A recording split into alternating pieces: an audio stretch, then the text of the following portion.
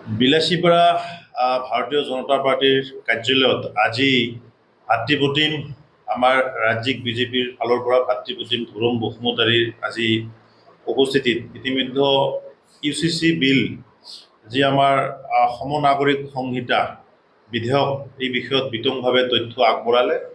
মাননীয় মুখ্যমন্ত্ৰী ডক্টৰ হিমন্ত বিশ্ব শৰ্মা ডাঙৰীয়াই তেখেতৰ যোৱাটো কাৰ্যকাল বৰ্ষতে শেষ যি বিধানসভাৰ অধিৱেশন আছিল তাতে তেখেতে বিৰোধীক উদ্দেশ্যি তেখেতে বক্তব্য ৰাখিছিল যে দম মানে যদি আপোনালোকৰ মানে ৰোধ কৰিব পাৰে তেতিয়াহ'লে UCC বিলখন মই আনিমে, আপোনালোকে মোক ৰোধ কৰক, তেনেকৈ আহ্বান জনাইছে।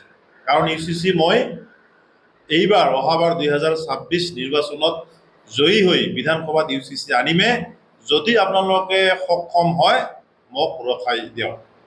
আৰু তাৰ আহ্বানৰ প্ৰতি অসমৰ জনসাধাৰণে, অসমৰ সৰ্বসাধাৰণ জাতি বৰ্ণ ধৰ্ম নিৰ্বিশেষে ভোটাৰ ৰাইজে ব্যাপক ৰূপত এইবাৰ মেণ্ডেট প্ৰদান কৰি 102খন আসন আমাৰ NDA চৰকাৰক প্ৰদান কৰিছে, মাননীয় মুখ্যমন্ত্ৰীৰ পক্ষত প্ৰদান কৰিছে। ইয়াৰ জৰিয়তে UCC বিলখনৰ প্ৰতি অসমৰ জনসাধাৰণৰ ব্যাপক যি সমৰ্থন সেই কথা ইতিমধ্যে স্পষ্ট হৈ পৰিছে।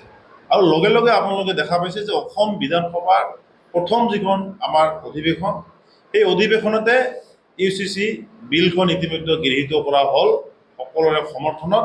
আৰু তাৰ বাবে মই এই 2026 বিধানসভাৰ ময়ো বিলাসীপাৰা সমষ্টিৰ বিধায়ক হিচাপে মই মাননীয় মুখ্যমন্ত্ৰী মহোদয়ক বহুত বহুত ধন্যবাদ আৰু কৃতজ্ঞতা জ্ঞাপন কৰিছোঁ। এইকাৰণে ধন্যবাদ কৃতজ্ঞতা জ্ঞাপন কৰিছোঁ যে অসমৰ নাৰীৰ প্ৰতি লক্ষ্য ৰাখি যে সম অধিকাৰ প্ৰদান কৰিলে, নাৰীসকলক সুৰক্ষিত কৰাৰ কাৰণে যি আইন আনিলে, আমাৰ জীয়ৰী বোৱাৰীক সুৰক্ষিত কৰাৰ কাৰণে যি আইন আনিলে, তাৰ কাৰণে মই মাননীয় মুখ্যমন্ত্ৰী মহোদয় আৰু NDA চৰকাৰখনক বহুত বহুত ধন্যবাদ আৰু কৃতজ্ঞতা জ্ঞাপন কৰিছোঁ।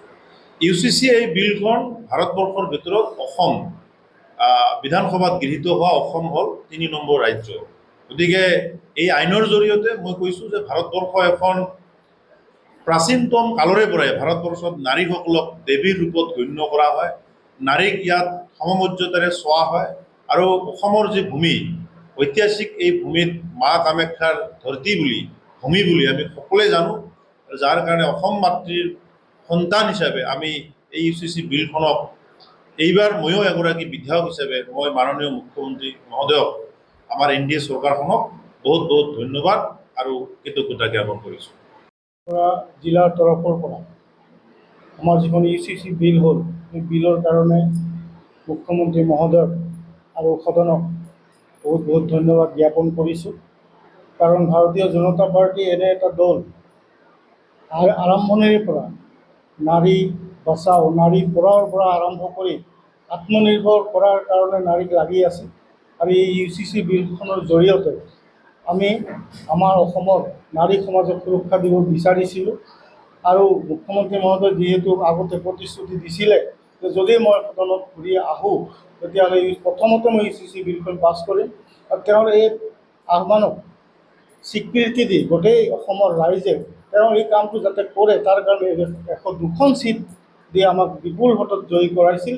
গতিকে তেওঁ প্ৰথম ছেশ্যনতে আহি তেওঁ যি প্ৰতিশ্ৰুতি দিছিল, ৰাইজে যি বিচাৰিছিল, ঠিক তেনেকৈ UCCখন লাগু কৰিছে। গতিকে আমি বিলাসীপাৰা জিলাৰ তৰফৰ পৰা তেওঁক বহুত বহুত ধন্যবাদ জ্ঞাপন কৰিছোঁ।